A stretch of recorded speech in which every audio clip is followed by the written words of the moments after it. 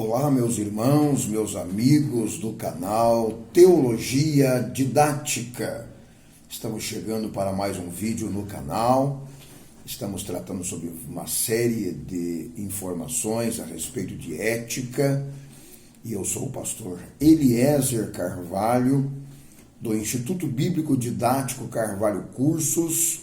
E nós nos colocamos à inteira disposição, se você tem interesse em estar realizando um curso, tanto o curso solo, quanto um curso de teologia, que compõe o básico, médio e bacharel em teologia. Nós estamos aqui à disposição com o curso EAD, e a quem mora aqui em Cornélio Procópio, nós também temos à disposição sala de aula para curso presencial com distanciamento social, e também o álcool em gel e o uso de máscara, observando todas as diretrizes das nossas autoridades sanitárias, tá bem? Mas você que mora um pouco distante e quer fazer o curso com a gente, é só solicitar, tá bem? O nosso WhatsApp é 92001 2860. Deixa um oi lá e a gente entra em contato com você.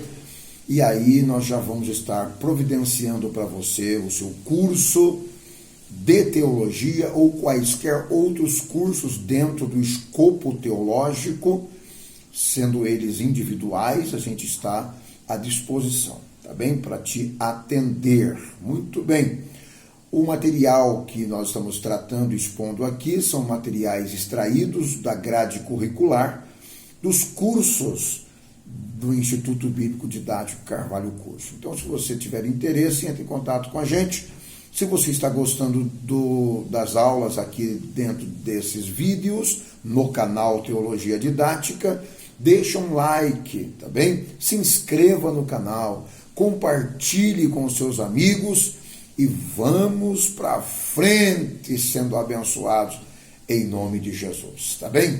Nós queremos nessa oportunidade tratar sobre a ética na hierarquia ministerial. A ética na hierarquia ministerial. A palavra de Deus é nos informada através do apóstolo São Paulo, escrevendo aos Efésios, no capítulo 4, versículo 11, ele informa que o Senhor Deus deu para a igreja uma hierarquia, né? Essa hierarquia é composta de apóstolos, de profetas, de evangelistas, de pastores e doutores, visando o aperfeiçoamento dos santos. Então, cada hierarquia dentro deste grupo que eu informei através do apóstolo São Paulo em Efésios 4:11, existe uma ética para ser cumprida através da execução do ministério no dia a dia. Então, nós vemos, através dessa ética, o ministério de profetas, o ministério profético. Lá na igreja primitiva, o ministério profético era um ministério que se destacava pelas declarações inspiradas, né? As declarações que eram realmente notórias, impactantes, inspiradas. O seu papel de espiritualidade, o seu nível espiritual era profundo, tá bem? E também tinha um profundo conhecimento bíblico, escriturístico, extraído das escrituras sagradas. E esses irmãos, essas irmãs, eles cooperavam na igreja local.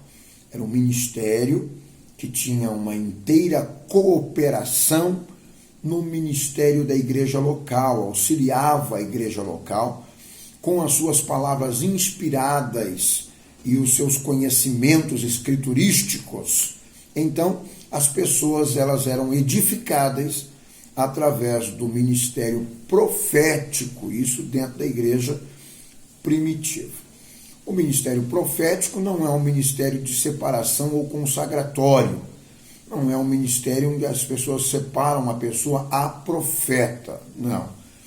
O Senhor Deus, pela sua graça e pela sua misericórdia, ele escolhe alguns e dota esses alguns com o dom da profecia, o dom da palavra profética, para exercer esse ministério, né? Ministério da palavra da profecia dentro da igreja local. À luz da Bíblia, esse ministério profético, ele já é extinguido dentro daquele modelo que era no Velho Testamento, quando o Senhor Deus separava alguns homens para serem profetas, e existiam os profetas titulares em Israel, os profetas mor, como foi Elias, como foi próprio Samuel, né? Como foi Eliseu, como foi o profeta Daniel, tantos profetas que o Senhor Deus usara no Velho Testamento. Então eles eram homens separados exclusivamente para fazer um trabalho profético, exercer o ministério profético. Esse ministério, dentro desta visão de ministério exclusivo, ele concluiu-se na pessoa de João o Batista, o primo de Jesus, que veio para abrir o caminho para Jesus. Então ele foi o último profeta dentro desta visão da pessoa ter um ministério, tá bem? Então, o fato das pessoas profetizarem hoje em dia não diz que eles são profetas. Eles exercem um dom que, hora ou outra, entram em execução e eles então profetizam, tá bem? Não tem mais um ministério profético como eram os profetas no Velho Testamento, que é o último nesse mesmo nível, nesse mesmo parecer, com esta mesma dedicação, esse chamado e separado. O último foi João o Batista. Hoje existem abnegados servos do Senhor que executam esse ministério, que são da palavra profética e que auxiliam muito na igreja do ministério atual, do ministério pastoral, do ministério do pastoreio com excelência. E lembrando que o profeta, ou aquele que exerce o ministério da palavra profética, que é chamado dom de profecia, eles não são colocados na igreja para dar ordens na igreja, para mandar na igreja, não são colocados lá para mandar no pastor, mas são colocados por Deus lá para auxiliar o pastor, para ser um braço de auxílio para o pastor, tá bem? Quem vai dar as diretrizes para a regulamentação do que pode ou não pode na igreja, além do pastor titular da igreja, ainda também é o conselho deliberativo da igreja e nunca o profeta, tá bem? O profeta é para trazer palavras de ânimo, palavras de esperança para o povo e auxiliar o pastor nesta área, tá certo? Então, o propósito da palavra da profecia é exatamente auxiliar a igreja local e auxiliar o pastor no seu pastoreio, no seu apacentamento, tá bem? Os profetas que não obedecem ao princípio ético não devem ser ouvidos na igreja local. O profeta precisa ser ético, precisa saber o seu lugar, precisa saber até que ponto ele fala, quando ele vai falar, qual é o local que ele pode falar e o que ele pode falar publicamente. Para isso, ele precisa usar a ética, o princípio ético, para exercer este ministério, este dom espiritual. Nós temos também o ministério de evangelista. O ministério de evangelista também está incluso nesse grupo que eu falei agora há pouco, que foi dito por Paulo, tá bem? A palavra evangelista vem do grego, que é evangelizo, significa mensageiro de boas novas. Mensageiro de boas novas. Os evangelistas da época do primeiro século da era cristã eram homens dotados de poder, de autoridade, de unção e de conhecimento bíblico, que saía por todos os lugares pregando o evangelho e implantando igrejas locais. Tem um crescimento numérico da obra de Deus, da igreja do Senhor Jesus, depende praticamente exclusivamente do ministério de evangelista. Nós temos o caso de Filipe, que era um diácono em Jerusalém, que está em Atos 8. Ele saiu de Jerusalém com a sua família e foi para Samaria. Chegando lá, ele evangelizou toda a cidade conheceu o nome de Jesus por causa de Filipe, que era um evangelista, que não queria ficar dentro de casa, mas logo ele já implantou um projeto evangelístico e começou a trabalhar dentro desse projeto a fim de que ele pudesse ver a execução do mesmo e ver almas aos pés do Senhor Jesus. Diz a Bíblia que após ele ter ganho praticamente toda a Samaria para Jesus, ele então envia uma mensagem para Jerusalém e é enviado para lá Pedro e João para pregarem o evangelho pentecostal e que eles fossem batizados no Espírito Santo. E isso aconteceu, foi um movimento pentecostal tremendo lá na Samaria. Assim como Filipe, todos devem exercer o mesmo ministério. Evangelista não foi chamado por Deus para ficar dentro de quatro paredes, para ficar auxiliando o pastor. A maioria deles fazem isso, mas o que Deus espera do evangelista chamado e vocacionado é que ele exerça a sua ética e saia para evangelizar o mundo e implantar novas igrejas.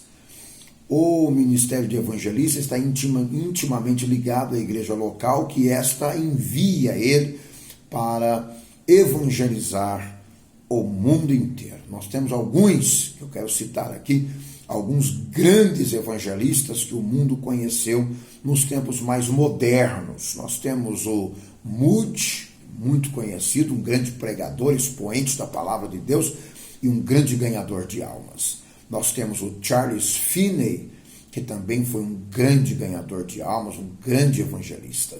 Nós temos o John Wesley, que também foi um grande ganhador de almas, um grande evangelista, e que implantou a igreja metodista. Nós temos o Spurgeon, que também foi um expoente da palavra de Deus e um grande evangelista. Nós temos o William Carey, que foi também um expoente, um tradutor bíblico, traduziu a Bíblia para a língua nativa, onde ele estava evangelizando numa missão transcultural. Nós temos o William Seymour, que é muito conhecido no pentecostalismo, que trouxe uma renovação pentecostal para o mundo da época. E o mundo atual, ainda hoje, pela Rua Azusa, é oriunda desse grande reavivamento pentecostal. Nós temos o Daniel Berg e nós temos o Gunnar Wingren, que também foram grandes evangelistas, que deixaram a sua terra na Suécia, foram aos Estados Unidos, lá se prepararam, lá fizeram seus cursos teológicos, tornaram-se reverendos, e após isso, estando eles ministrando na Igreja Batista Americana, Deus então os chama para vir pregar o Evangelho Pentecostal no Brasil, e aqui eles então ficaram na Igreja Batista em Belém do Pará.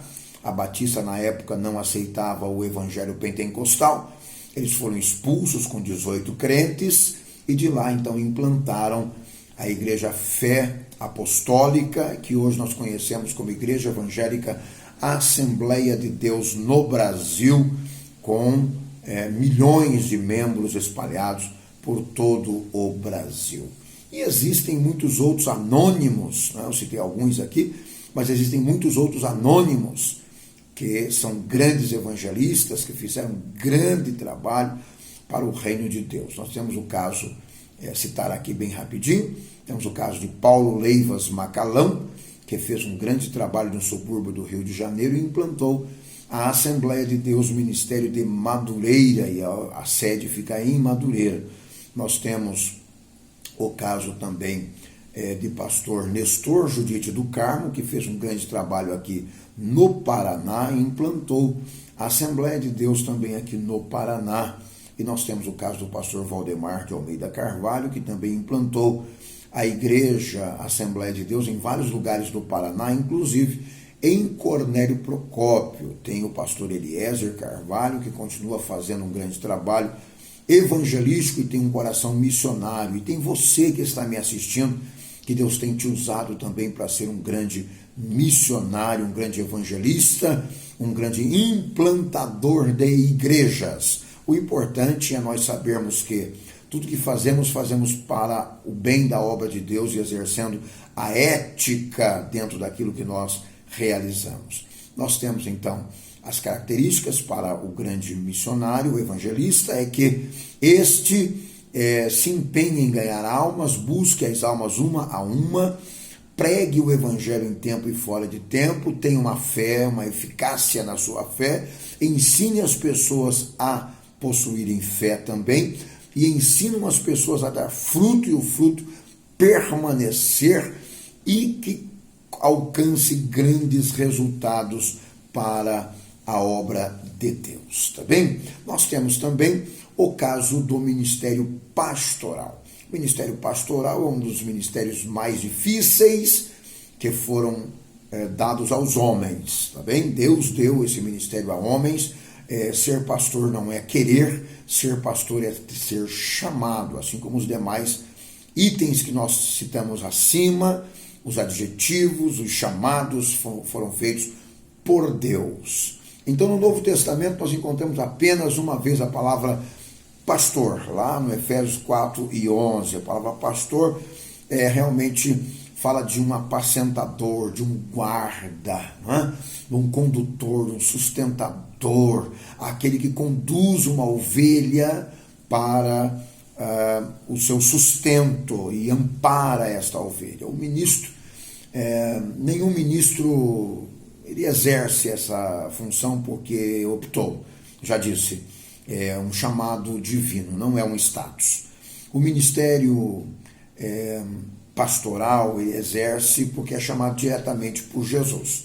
O ministério pastoral exige muita coragem, responsabilidade, amor, humildade, abnegação. Quando o pastor não evidencia esses requisitos, seu ministério se torna um fracasso.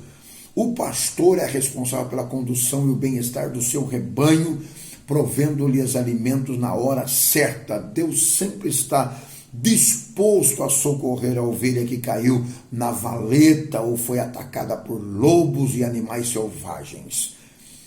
É digno o pastor receber uma ajuda de custo para fazer esse trabalho laborioso. Então, Deus está esperando pelos pastores para cuidar de suas ovelhas, tá bem? O pastor conhece as suas ovelhas e a ovelha também conhece a voz do seu pastor.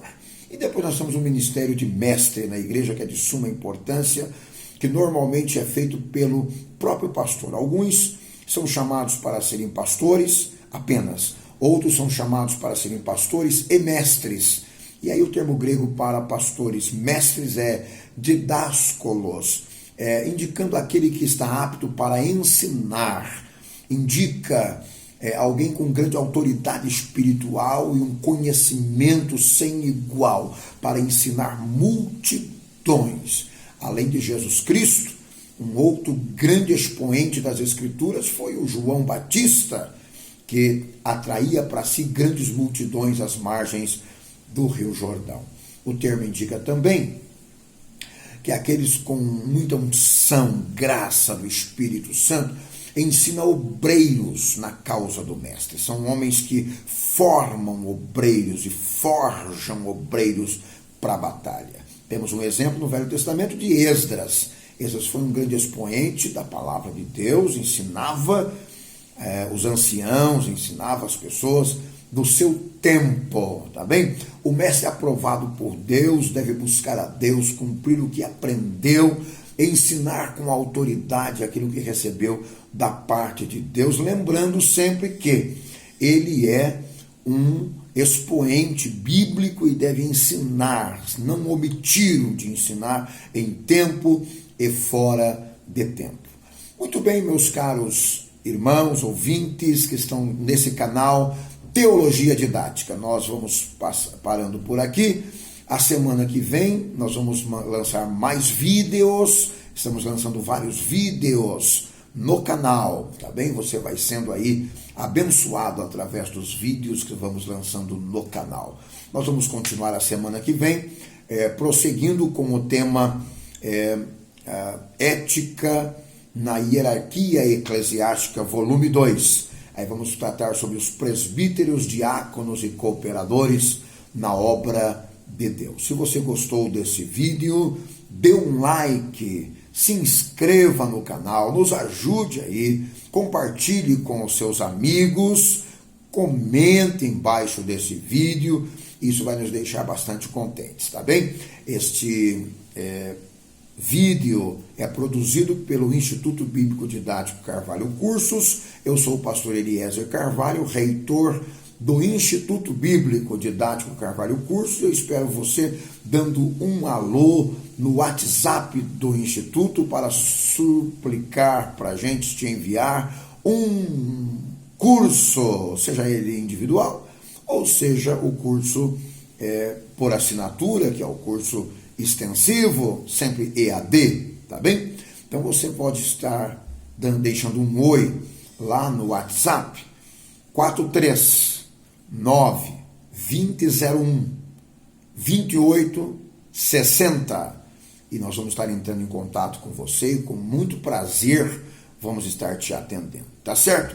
Ficamos por aqui, nos encontramos numa próxima oportunidade.